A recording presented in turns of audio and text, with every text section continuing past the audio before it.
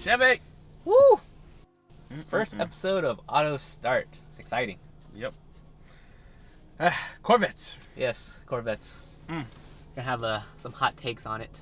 But if you guys haven't been here before, I wouldn't be surprised. This is our first episode, but my name's Tin. I'm Brian.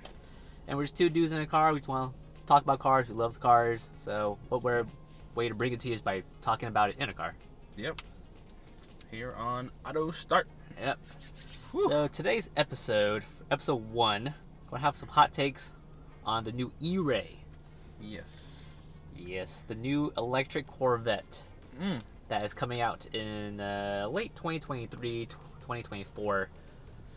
It's just gonna be a hybrid. It's a hybrid though. Yes, it's only a hybrid. You would imagine they leave the full like E-Ray name for the actual all electric Corvette. No. We do things differently here. Yes.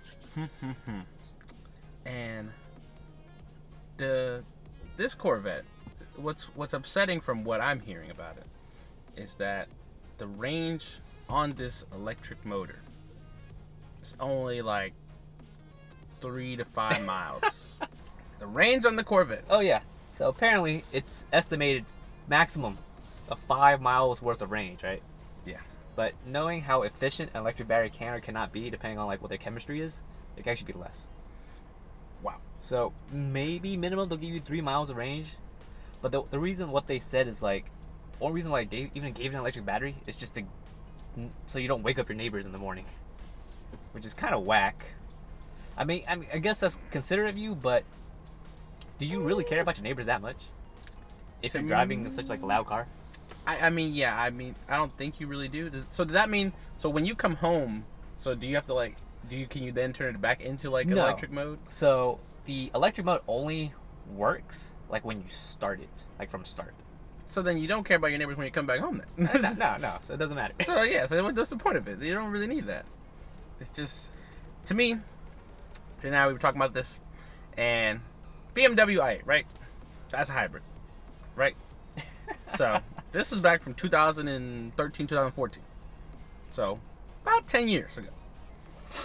That range on the BMW for the hybrid, for your electric range, is going to be like roughly 30 miles, I believe. Yeah, So yeah, about 30 miles or so. about 30 miles.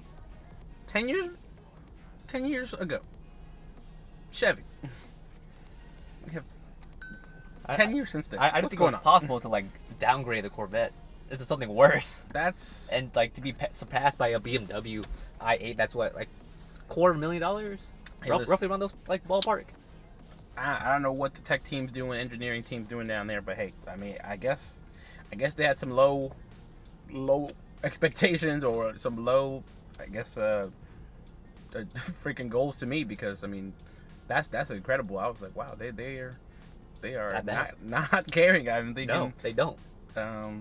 I'm just all thinking maybe this is some way of making a April Fool's joke or something. Yeah, you April know, Fools and like, early. I don't know, before it even exists. Yeah, because I mean, if this thing actually does legitimately come onto the market with only 3 to 5 miles, I'm just like, that's awful. That's awful. The crazy part is like people are like excited for it though. They're excited for this like new hybrid Corvette. So, in order to recharge it, so you have to turn it off of the electric mode in order for it to build back up. So how quickly can it recharge this before I can use it again? You know? Well, I mean, the battery doesn't kick in like at high speeds. So at low speeds, when you start it, it'll kick in for like the front motors, and then it'll start taking you off.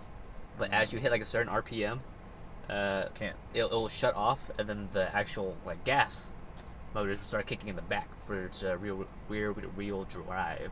Okay. Right. But yeah, it's I mean, this is funny because I'm like, okay, if it can recharge the battery while it's driving, I'm thinking like, man, I'm like, that kind of interests me, because I'm like, okay, if you have a way to always have it recharging itself, I'm like, okay, that's an interesting thing we've got going on there. It is. But if the range is so garbage, so short, I'm like, all right, how often can we get that range back? Like, how, on a daily basis? Like, I have 3 to 5 miles, then whatever gas I'm driving for the day, like, and then when I'm back at like low cruising speeds. Ooh, true. You know, like, true. how often am I getting 3 to 5 miles back? I mean, you should relatively get it back pretty fast, though. I mean, it's not Right? a big battery. It's like, imagine if this was a Prius, right? Okay. Yeah, so a Prius, how it works, like, it drives at low range, like low speeds using an electric battery. But once you get to the high speeds, it kicks in the actual gas. The gas. Okay. But then as it's going on gas, it charges the electric battery with like the energy it releases back into the battery. Okay. So back then, when you go back down to low speeds, you can start using the electric battery again. Okay. But I don't know if that's how the Corvette would do it. Would operate. Yeah. That's tricky. This is all. If Corvette can have that to where you're utilizing that 3 to 5 mile range on a and consuming it and regenerating it quickly, then we may have a different discussion here. You know, maybe we're not garbage. You know, because that range just sounds horrible. I mean, just in comparison, 10 years later. I mean, 10 years ago, IA's doing 30. Yeah, at that's least. true. And that thing's a plug-in, which makes more sense because it has an actual like longer range battery. Yeah. But the thing with like batteries though, like depending on the size of it, there's something in the battery science called depth of charge and state of charge. So pretty much like the more you discharge a battery going from 100 to 0, it actually like makes the battery worse off. It makes like the actual like longevity of the battery worse. Ooh. So like I don't know if you guys ever heard of the Nissan Leafs, the like very first like electric cars made by Nissan. So whenever they made the car, it was terrible, right? The first generation was awful. It didn't have any like actual like cooling for its batteries. Right. So it only relied on like the vents to cool off the batteries as you drive. But because the battery was so small, I want to say it was less than 100 miles, maybe even 100 miles. Because the battery was so small and the amount you like drove like took so much off the battery, it discharged the battery so much to where like it can like permanently like damage the battery. Damn. Yeah, because like a battery itself, it wants to be within like a specific range. Oh, okay. Like it never wants to be at fully 100%, and it never wants to be at 0. It wants to be within like some parameters. Yeah. Oh, okay. Yeah. So the thing with that though is like it's such a small battery, so you will always go from like 100% to 0% quick. Really quickly. So I wonder how like the longevity of that will last, right? If people have to start replacing it every year or so often. Yeah, if it's only 5 miles, then you have to replace. You may have to. Yeah, that's true. So time will tell, Chevy. Yes. So far, I'm not too excited from No. this from this one. Not. And that also like the fact that they made it. I don't know if they're going to replace all the C8s, all the Stingrays with the new E-Ray. True. Because it is a hybrid, it's going to be more expensive. We already checked like the MSRP on it. It's already well over $100,000. Right. This is Just for a base model, like base trim, base performance, base specs, base everything, for over $100,000. too much. The regular Stingrays at base is like $65,000. So we're talking about a $35K increase for 5 miles of extra range potentially.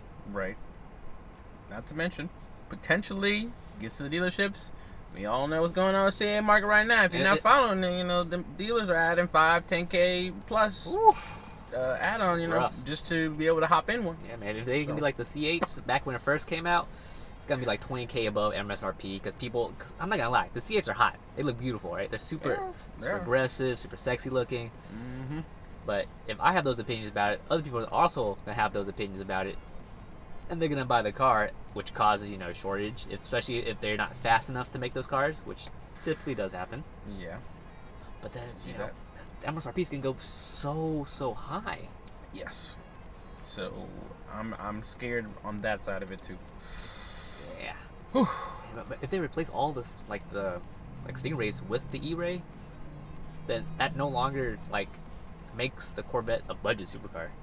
That's the whole reason why everyone likes Corvette, because it's a budget supercar. You can get supercar performance, supercar looks for such a low price. $65,000 base, you can get a pretty good looking car.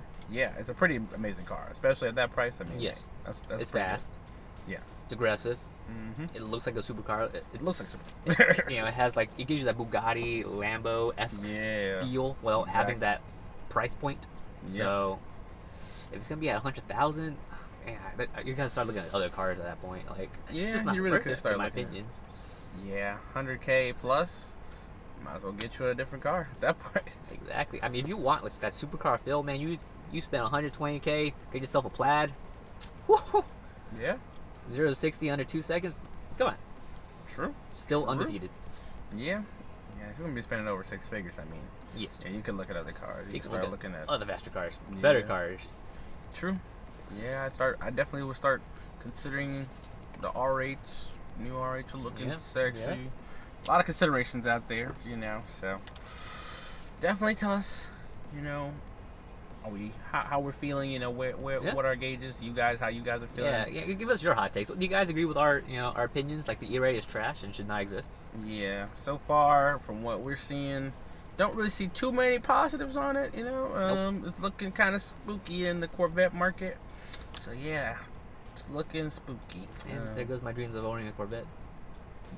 Yeah, I mean, unless you want to get one of these other models, you know, the 2020. Oh, true.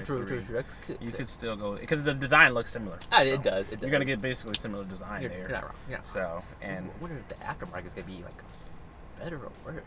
I mean, time will tell. Time will tell. We'll With this see. new release, hopefully, By 2024, we'll see. yeah, hopefully the market gets better.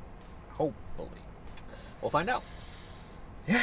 But anyways, yeah, that's all we got First today. take.